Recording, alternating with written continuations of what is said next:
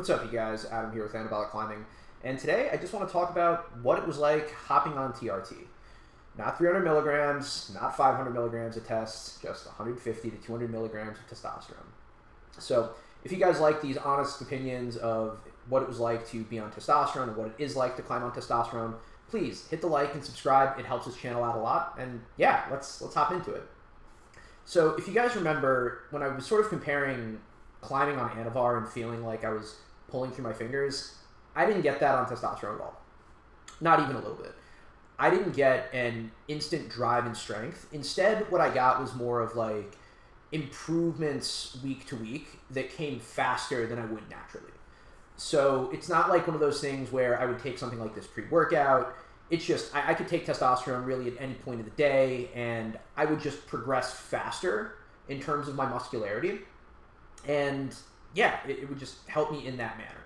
It wasn't something that was so acute, like an Anavar, a Winstrol, a Halotestin, that I needed to like sort of pull myself back. The other part, I know a lot of people are interested in getting into testosterone because they think that they'll recover more from session to session, be able to add more sessions, be less sore, and that's like not really my experience. Personally, I cut my training back largely because I started working with a coach, and I pulled back my training from 4 days a week to 3 days a week, and I started progressing much faster doing that. But the other part of that is when I look at the way that testosterone works, it gives me better improvements from session to session, but it doesn't actually do anything either mechanistically or experientially that limits soreness. So if I get beat up during a hard training session, either on the weights or on the wall, I'm going to have to deal with that. What it will give me, and what it has given me, is just the ability to tolerate that punishment more mentally.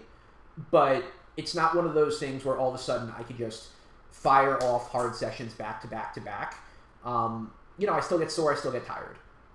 But one of the things that I noticed is I get a little bit more resilient in dealing with that, and I'll talk more about that later. Going through the literature and also my blood work, testosterone is going to raise my red blood cell count, which increases my oxygen carrying capacity, and that's great. That means that I've gotten more endurance on the wall without necessarily having to push for more power endurance. It helps me out on the cardio side, and it raises my ceiling for the cardio, which is really helpful, both on and off the wall. Personally, weight gain was inevitable on testosterone, and there's 3 different parts of the weight gain that are worth sharing. Number 1 was muscle, obviously, but number 2 is glycogen. The amount of energy that I could carry went up dramatically, as well as water. And you could see that pretty evidently from when I started. This is when I was basically just on HCG, then I was weighing at around 155, 157 there. Hop on test, put on 10 pounds. I noticed my abs coming in more, chest popping out, arms growing a little bit, and I got leaner as I got bigger. So when I did eventually decide to make the weight cut, I was able to, and this is really what I think testosterone's superpower is, I was able to hold on to a lot more muscle in a severe calorie restrictive state faster than I was able to do naturally. So really quick, back when I was 21, 22, I did a natural bodybuilding show, and by the numbers, I got leaner at that age than I am now.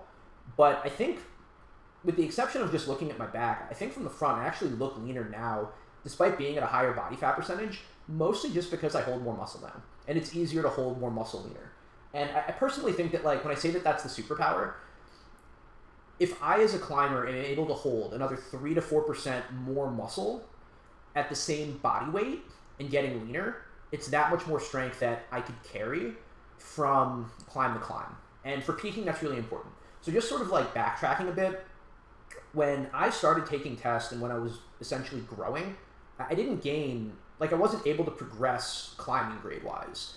I was sort of treading water at V4 on the board. But as soon as I started dropping the weight and getting back to my baseline at a leaner body composition, that's when I really started to shoot up through the grades. That's when I started getting my first 5, my first 5 plus, my first 6 in very rapid succession. And yeah, and the same thing could be said for my lifts too. On test, I was able to get my first muscle up, my first 1-arm pull-up.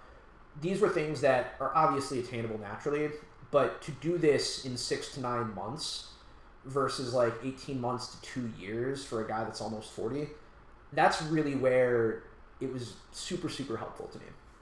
And these are the things that testosterone gave me. Here are the things that testosterone didn't give me. And that was a mechanism of driving collagen synthesis. You could see in my lifts that they got better. I was able to hold on to more tissue, but I needed to find other compounds to drive that finger integrity for the wall. For me, that was anavar and growth hormone. I definitely am glad I opted to deploy those, but I think if you take just if I was climber X and I added testosterone and I am just a stronger climber, I don't think at 200 milligrams of test, my strength dropped or jumped so high that it would have been an issue on my fingers. I didn't gain enough weight personally to have that become an issue to risk injury. And I know that you guys are familiar with that meta-analysis where it's like, well, we gave older guys TRT and all of a sudden they started like wrecking their Achilles tendons more than their non-TRT cohorts. And I don't give a shit. I think in general, climbers are a more active cohort. We come into this a little bit more seasoned, a little more conditioned. And I think as long as you're active, I really I dispute most of those claims as far as being more injury prone. I just don't think that's the case. Assuming you're trained, I think that the risks to tendons at 200 milligrams and below are largely overstated.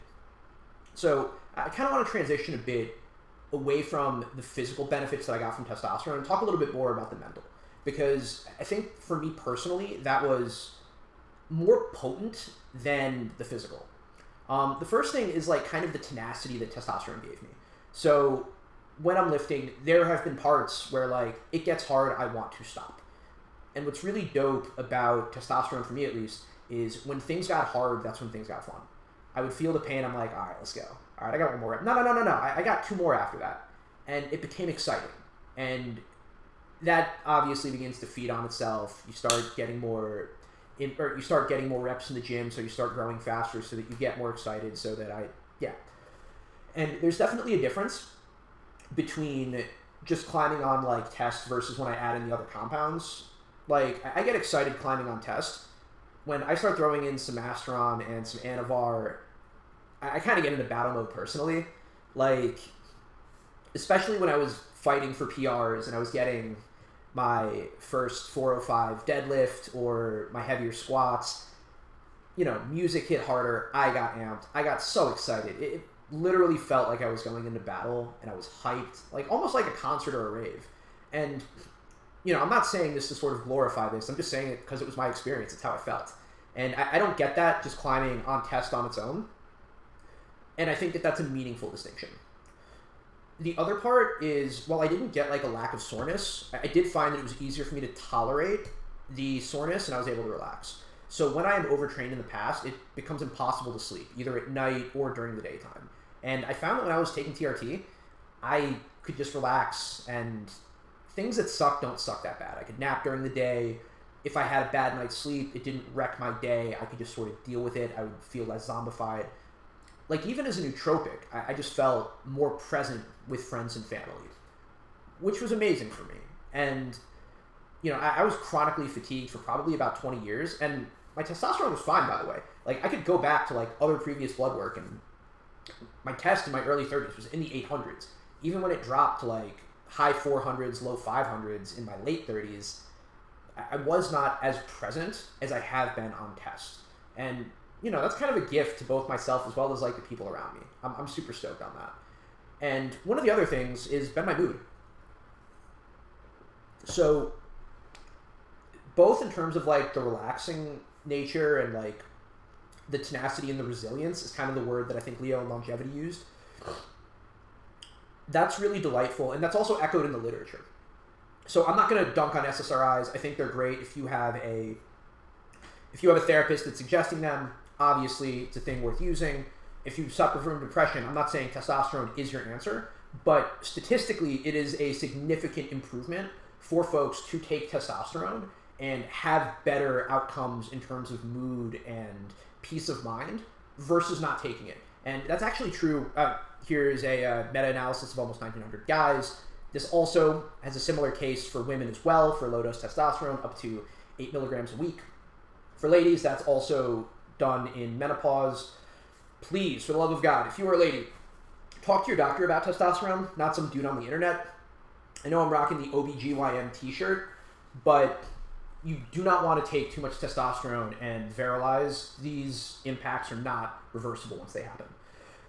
But yeah, just in general, I found at least 5 different studies that testosterone improves mood as well, at least as well as some SSRIs, and certainly 50% better than placebo.